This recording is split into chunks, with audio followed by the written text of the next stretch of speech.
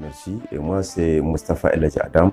Je suis acteur de la société civile et membre du mouvement pour la promotion de la citoyenneté responsable MPCR Zander.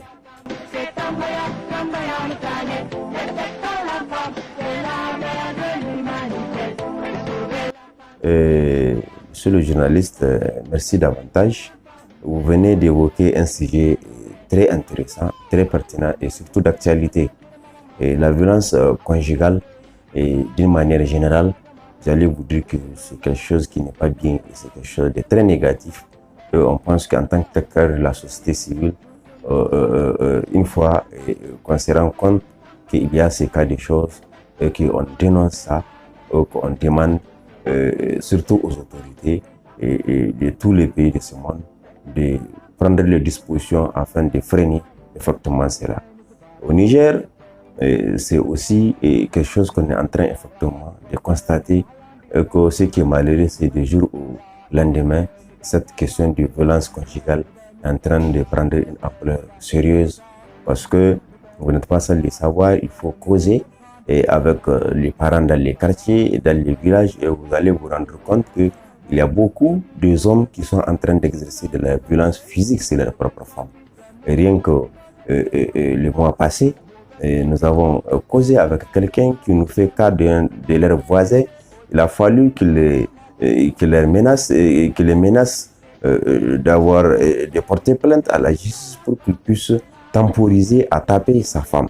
Et là, ce n'est pas bien. Donc, c'est pour vous dire que, en tout cas, dans le foyer nigérien, cette question de violence physique des hommes à l'égard de leur propre femme est en train de prendre une tournure très sérieuse, d'où la nécessité à ce que, en tout cas, tous les acteurs puissent faire le travail nécessaire afin que ça cesse. Et j'allais vous dire que c'est du point de vue d'abord religieux, la violence est carrément interdite, qu'il soit en tant que musulman ou qu'il soit en tant que chrétien. Je vous assure que la violence n'est nullement autorisée par aucune de religion. Par contre, la violence, elle constitue un même péché. Donc, du coup, ce n'est pas bien. Le deuxième aspect, c'est que du point de vue aujourd'hui moderne, il y a beaucoup de textes internationaux, des textes sous-régionaux et des textes nationaux qui garantissaient le droit à la femme et aussi qui garantissaient aussi le droit aux enfants. Donc, du coup, en violentant la femme, on pense que on commet une infraction et qu'une fois les juridictions sont informées, ils vont prendre des dispositions à l'adolescence et de sanctionner les indélicats, notamment les hommes qui exercent de la violence physique sur leur propre femme. Autre aspect, c'est aussi contraire à la morale. Qu'on soit quelqu'un qui ne croit à rien, qui n'exerce aucune religion, on pense que c'est contraire à la morale, c'est contraire à l'éducation.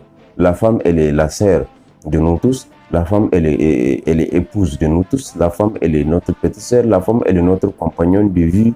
Elle est notre camarade à l'école. En tout cas, on vit avec la femme, tout comme la femme, elle est contrainte de vivre avec l'homme. Donc, du point de vue, quand on exerce quelque chose qui n'est pas bien, qui est mauvais à l'égard de la femme, vous voyez de vous-même que c'est contraire à la morale et que ce n'est pas bien.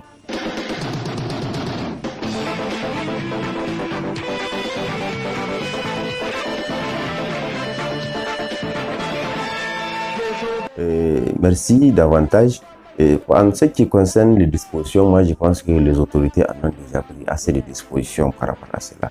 Mais là, je les appelle davantage à veiller à ce que ces dispositions-là puissent être appliquées à la lettre. Parce que si tant que les hommes qui tapaient sans aucune raison valable leurs femmes, s'ils ne sont pas sanctionnés à la minute avec toutes les rigueurs, vous conviendrez avec moi qu'ils ne vont pas, cette situation malheureuse ne va pas s'effréner davantage, elle va s'augmenter.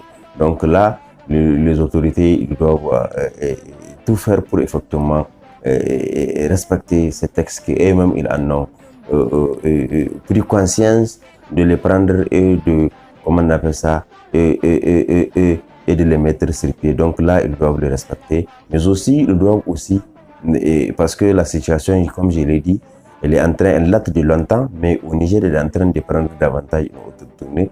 On doit aussi penser à mettre d'autres dispositions juridiques pour sanctionner, pour traquer et sanctionner ces indélicats en cette matière.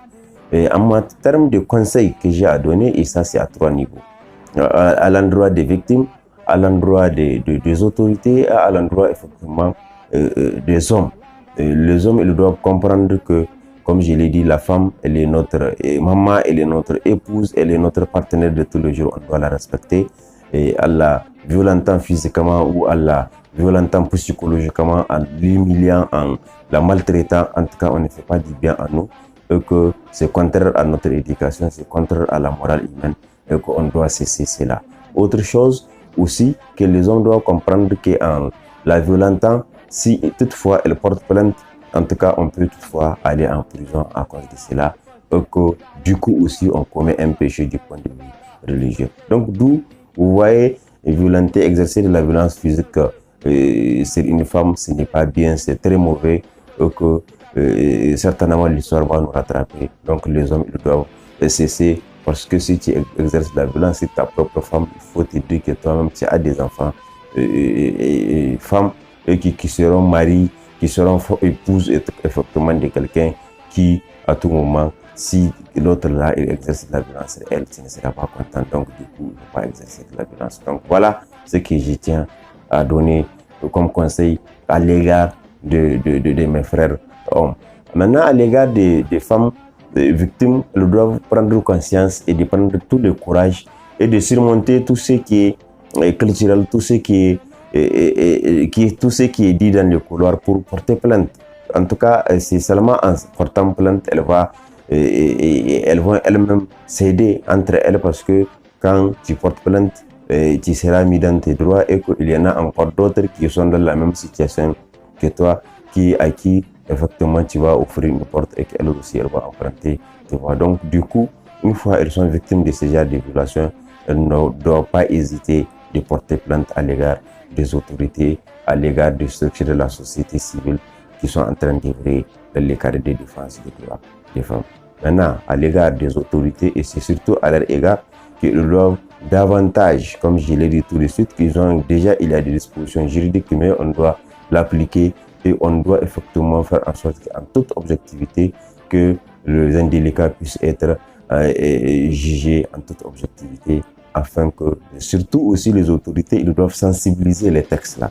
Ils doivent sensibiliser l'opinion nationale et internationale, ils doivent sensibiliser les femmes, ils doivent sensibiliser les hommes, ils doivent vulgariser les textes là pour que tout le monde puisse comprendre, voilà des textes en matière de défense des droits des femmes, voilà les textes en matière de quand on exerce de la violence sur une femme, voilà les avantages du point de vue du point de vue femme, si une fois qu'on est victime de cela, et voilà de ce côté aussi quand toutefois quelqu'un commet ce genre des actions, c'est quelqu'un.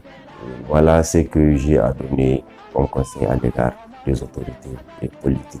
Merci et davantage, monsieur.